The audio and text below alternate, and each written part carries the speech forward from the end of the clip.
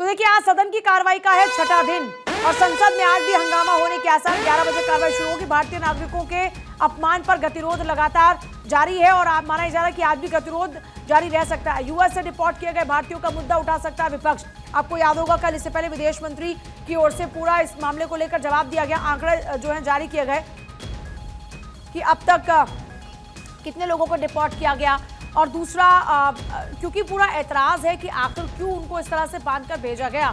विपक्ष इसी पूरे मामले को लेकर घेराबंदी कर रहा है सत्ता पक्ष की, और सत्ता पक्ष ने कहा कि इस पर भी बात की जाएगी। तो ऐसे में आज भी संसद में हंगामे के आसार हैं, जो जानकारी अभी तक मिल रही है। संसद की कार्रवाई को लेकर यह बड़ा अपडेट है। आज भी हंगामे के आसार हैं। आज सदन की कार्रवाई का छठा दिन है और संसद में आज भी हंगामा हो सकता है। इस बीच खबर यह भी मिल रही है कि राहुल गांधी आज प्रेस कॉन्फ्रेंस भी कर सकते हैं।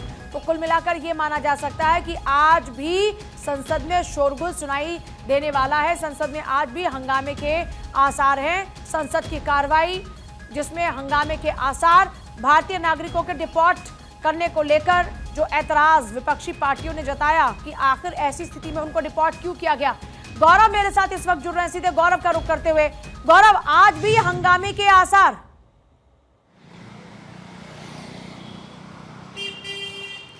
बिल्कुल, देखिए, अगर हम बात करें, आज भी संसद की जो कार्यवाही का बजट सत्र का छठा दिन है और आज भी हंगामे के आसार जो है वो देखने को मिलेंगे, क्योंकि लगातार अगर हम विपक्ष की बात करें तो चाहे वो लोकसभा हो चाहे वो राज्यसभा हो, लगातार विपक्ष की तरफ से हंगामा किया जा रहा है। और आप देखिए, बजट सत्र पे जिस तरीके से सुचारू रूप से सदन को चलाना था, तमाम महत्वपूर्ण विषयों पर बातचीत को आगे बढ़ाना था, लेकिन इसी बीच अगर हम बात करें अमेरिका से जिस तरीके से भारतीयों को डिपोर्ट किया गया और उसके बाद से जिस तरीके से उनको भारत लाया गया, इस तमाम मुद्दे पर लगातार जो विपक्ष है वो काफी हमलावर नजर आ रहा है। कल भी अगर हम बात करें, लोकसभा में भी इसको लेकर के हंगामा हुआ, राज्यसभा में भी इसको लेकर के हंगामा हुआ और तमाम हंगामों के बीच कल दोपहर 2 बजे राज्यसभा में विदेश मंत्री एस जयशंकर ने बताया कि भारत और अमेरिका के बीच पिछले साल अगर हम बात करें 2009 से ही इस तरीके के जो डिपोर्टेशन के कार्यक्रम है वो चल रहे हैं और किसी भी देश के अंदर अवैध रूप से रह रहे, खास करके उन लोगों को